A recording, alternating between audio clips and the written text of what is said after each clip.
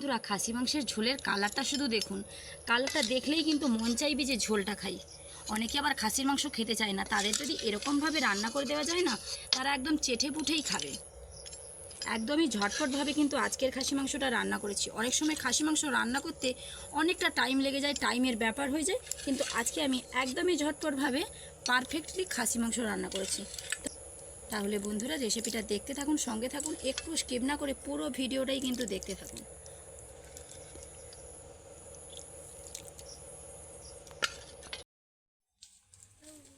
নমস্কার বন্ধুরা, আমি দেবযানী।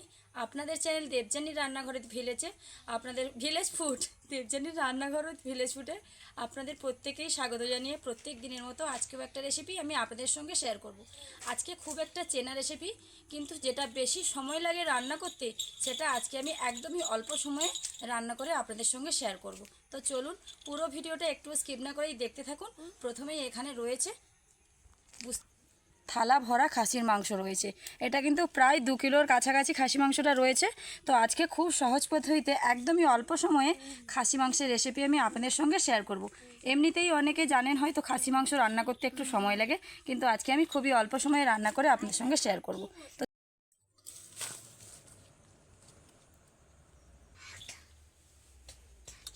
আমি আগে থেকেই মশলাগুলো সব রেডি করে নিয়েছি। এখানে রয়েছে বাটি ভর্তি পেঁয়াজ কুচি, এদিকে রসুনটা রয়েছে, আমি এই যে গ্রেটার এনেছি, রসুনটাকে গ্রেট করে নেব। রয়েছে টক দই, আর এখানে রয়েছে বিভিন্ন রকমের গুঁড়ো মশলা। তো চলুন এবার প্রথমে উনুনটা ধরিয়ে নিই।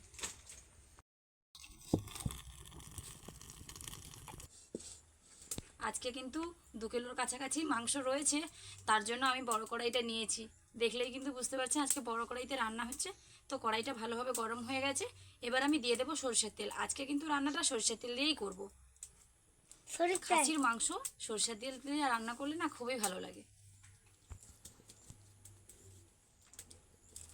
বোতলের মুখ না খুলেই বোতল ধরে তেল দিচ্ছি। বাবু কি দেখছো? কিছু বলো, বন্ধুদের কিছু বলো। ও আবার ক্যামেরার সামনে এলে না বিশেষ কিছু বলতে পারে না, ক্যামেরার পেছনেও অনেক কথা বলে। বলো কেমন আছো?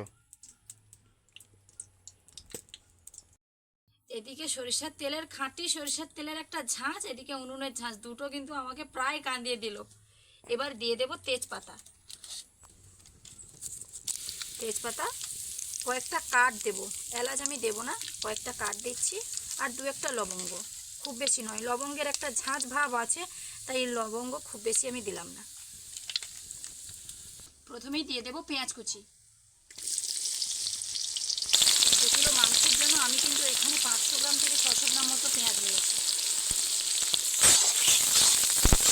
পেঁয়াজটা হালকা লাল লাল হয়ে যাবে, তখন আমি কিন্তু দেবো আদা রসুন। একটুখানি লাল হবে, প্রায় গলে গলে এসছে, সেই সময় কিন্তু দিতে হবে। পেঁয়াজটা খুব তাড়াতাড়ি গলে যাওয়ার জন্য আমি হালকা করে একটু লবণ দিলাম, বেশি দিলাম না, পরিমাণ দেবো একটুখানি পরে, তবে অল্প একটু লবণ দিয়ে দিয়েছি। দেখুন বাবুর কারবারটা শুরু করেছে।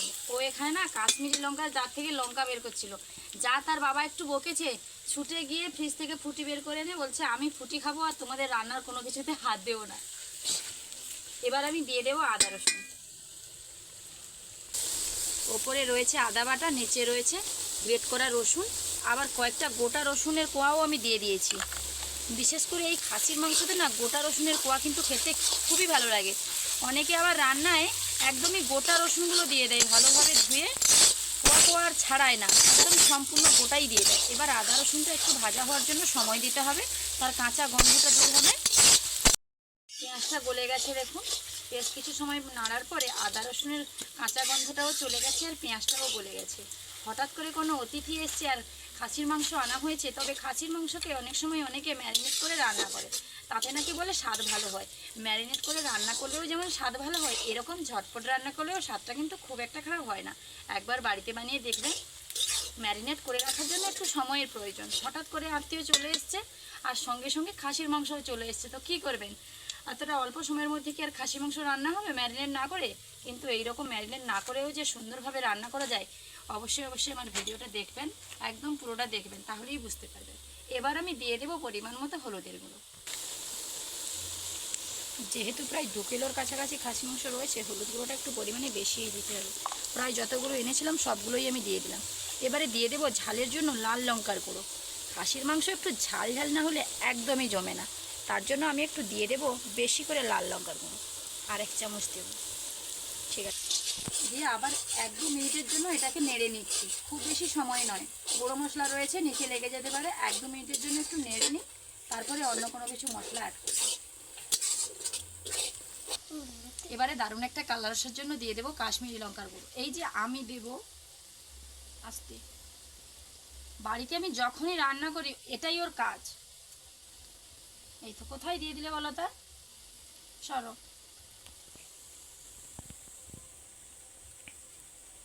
পাক্কা রাঁধুনি হয়ে যাচ্ছে, তুমি আমার কড়াইটা ফেলে দিও না।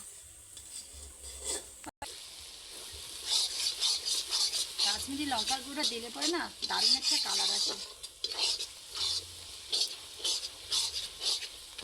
দিয়ে দেবো ধনিয়া গুঁড়ো। এবারে একটু দেবো জিরার গুঁড়ো। ধনে গুঁড়োটা আমি একটু অল্প দিয়েছি, জিরার গুঁড়োটা কিন্তু একটু বেশি দিচ্ছি। এই দুটো মিলে কিন্তু একটা দারুণ স্বাদ আসবে।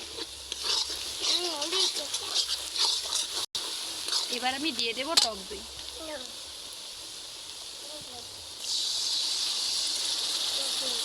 এই বাটিটা ধুয়ে একটু জল দেবো, তবে এখন নয়, একটুখানি। বাবা, তুমি রান্না করতে পারবে না। এইবার মশলাটাকে আমি বেশ কিছু সময় ধরে কষে নেব। দারুণ একটা কালার আসছে দেখুন, ওপরে কিন্তু তেল উঠে উঠে যাচ্ছে। যখন দেখবেন ওপরে তেল উঠে উঠে যাচ্ছে তখন বুঝতে হবে মশলাটা খুব ভালোভাবেই কষানো হয়েছে। শোনা, দাঁড়াও, তোমাকে আমি এই জন্য তোমার বাপি বকে। দইয়ের বাটিটা ধুয়ে আমি অল্প একটু জল দিচ্ছি। মশলাতে কিন্তু আমি একদমই জল দেব না।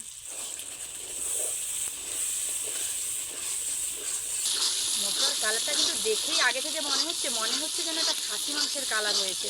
হোটেলে যখন খাসি মাংসটা বাড়ে, সেই যে পাত্রটায় যে খাসি মাংস থাকে সেটা দেখলেই কিন্তু একটা দারুণ ব্যাপার আছে। ঠিক সেরকমই হয়েছে কিন্তু এই কালারটা। এইবার আমি মাংসটা দিয়ে দেব। এটা হলো খাসির ঠ্যাং। এইরকম ঝাল ঝালের মধ্যে যদি খাসির ঠ্যাংটা পড়ে না, কি বলবো, মানে 1 থালা ভাত না 1 নিমেষেই উড়ে যাবে। এইরকমভাবে একদিন বাড়িতে খাসি মাংসটা রান্না করবেন, আর আমাকে কিন্তু কমেন্ট করে জানাতে ভুলবেন না। আপনাদেরকে সহজভাবে রান্না শেখানোই কিন্তু আমার একটাই উদ্দেশ্য। তাই প্লিজ প্লিজ পুরো ভিডিওটা দেখবেন, আমাকে অবশ্যই কমেন্ট করে জানাতে ভুলবেন না। আমি রাঁধবো। শোনা, দাঁড়াও, কড়াই একদিকে পড়ে যাবে। এইবার কিন্তু উনুনের আঁচটা একটু কমিয়ে দিতে হবে, না হলে নিচে লেগে যাবে। হালকা আঁচে 5 থেকে 6 মিনিট বা তার বেশিও একটু কষে নিতে হবে। এবার আমি দিয়ে দেবো পরিমাণ মতো লবণ। আমি খাসির মাংস আবার বেশি করে কষতে যাবে না, 5-6 মিনিট কিংবা 7 মিনিট, এটাই কিন্তু ঠিক আছে। দুষ্টু ছেলে একটা।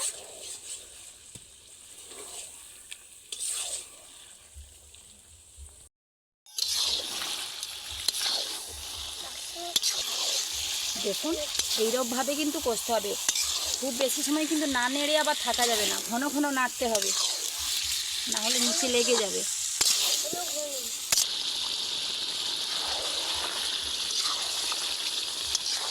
হালকা আছে যখন খাসির মাংসটা ফোটে না, যা একটা স্মেল ওঠে, মানে এক্ষুনি খেতে ইচ্ছে করবে।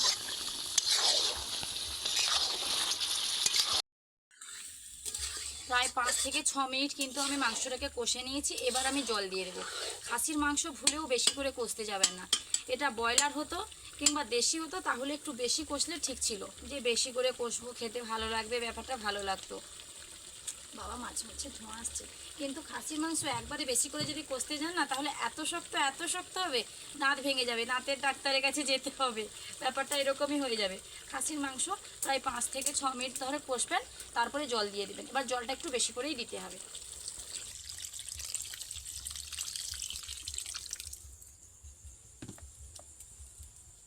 আমি কিন্তু বেশ খানিকটা জল দিয়ে দিয়েছি, কড়াইটা প্রায় ভর্তি হয়ে এলো।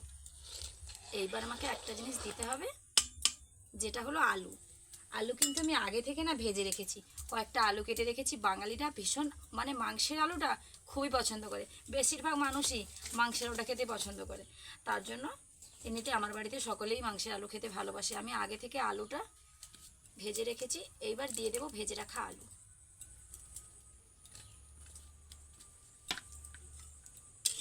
এবার উনুনের আঁচটাকে মিডিয়াম করে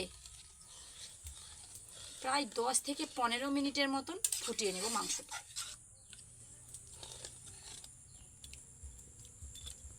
তার আগে কিন্তু আমি কয়েকটা গোটা কাঁচা লঙ্কা দিয়ে দেব।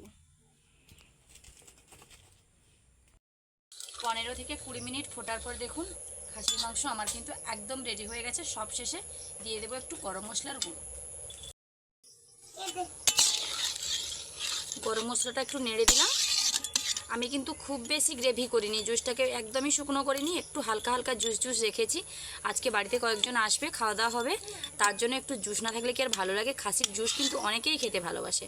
দারুণ দারুণ পিস রয়েছে, এই দেখুন দারুণ দারুণ পিস। তাহলে আমার এই ঝটপট খাসি মাংসের রেসিপি যদি আপনাদের ভালো লেগে থাকে প্লিজ লাইক কমেন্ট ও শেয়ার করতে ভুলবেন না। আর ওই রকম নিত্য নতুন রান্নার ভিডিও পাওয়ার জন্য অবশ্যই আমার চ্যানেলটিকে সাবস্ক্রাইব করে আমার পাশে থাকবেন। দেখা হচ্ছে আবারও নতুন কোনো রান্নার ভিডিও নিয়ে। ততক্ষণ সুস্থ থাকুন, ভালো থাকুন, নমস্কার।